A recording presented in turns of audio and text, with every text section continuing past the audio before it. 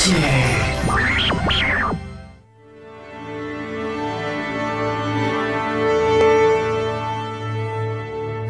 everybody, so earlier today, Sony announced a brand new model of PlayStation 3, the PlayStation 3 Slim, and I'm standing here with hardware editor Sarju Shah, and we're going to check it out for you. Sarju, take it away. This thing's looking pretty sweet. So popped out in Germany for a price of $299, down from $399, which is always welcome. Shall we just crack open the box here? We shall, and while you're doing that, I'm going to check out the press release. So it is going to be available in stores on September 1st in the North American, Europe, and PAL territories, and Asian countries and regions at a very attractive, well, their press release at a very attractive recommended retail price of $299 and £299 respectively. In Japan, you can check it out on September 3rd for 29,980 yen. And the really cool thing for folks that can't wait is that starting tomorrow, all models of PlayStation 3 are going to be sliced down to $299 as well. So, all right, let's look at this thing, which Piece is de la resistance. It's tiny. Yes. Oh, there we are. And anybody that saw the leaked pictures, well, I guess they were right. Boom. All right, let's get this. Let's get these guys side by side. It is considerably smaller. Yeah. Like half the height. So according to the release, which I will look at again, they're saying it is 2/3 smaller. By volume, probably. In terms of length, we got, that's a little less wide by an inch, right? Something like that. About half as tall, just as heavy. And you've got all the ports that you would in the back on both, and in front, as usual, you got no memory cards, but no memory card slots like you had before, but you do have 2 USB ports. We also switched up the buttons to actual buttons as opposed to the touch-sensitive ones that were on there before. Very cool. Let's see.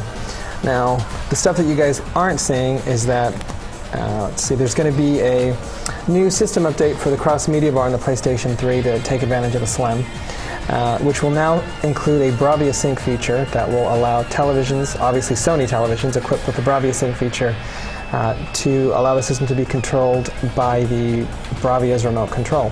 Which is actually one step up, because before you'd actually have to buy, like if you actually had a Harmony remote, you'd have to buy a Harmony adapter. Yep. So that takes out an extra $50. Or the big PS3 thing, yeah. Which that really long remote. On top of that, there's a new vertical stand, because obviously you can't fit this in the old one. Now, one interesting little omission from this model is that the Install Other OS feature is gone. Mm-hmm. So this means that people will not be installing Linux on their PS3 and doing all kinds of interesting things like they do. Now, Sarge, do you see any place where anyone would get hard drive access? That was on this side before, and that's hiding. Interesting. Okay. Actually, there's no obvious point of entry. That bay door right there. This little guy here is pretty tiny. Indeed, that is it. Very nice. It rotates out. There's a little screwdriver over there. Yeah. Pop it out just like the old one. And I'm guessing this thing just slides up, and pop it on your drive if you need. We're already up to a 120 in here, and you know, you can basically drag in a regular laptop drive for maybe like another $100. You're up to like 500 gig. Everyone's happy.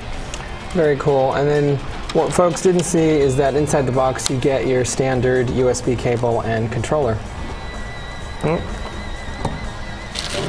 Black.